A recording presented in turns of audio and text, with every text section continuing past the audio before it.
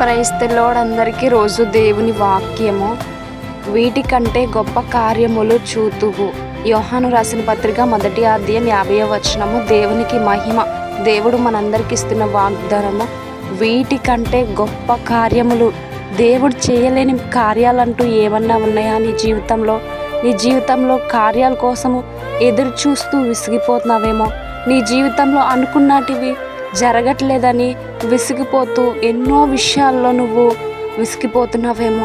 చాలామంది వారి జీవితంలో ఏమన్నా కార్యాలు అనుకున్నా వారి జీవితంలో అవి జరగకపోతే దేవుని వైపు చూడడం మానేస్తారు, దేవునిపై నమ్మకం ఉంచడం మానేస్తారు. నువ్వు దేవుణ్ణి నమ్మాలి.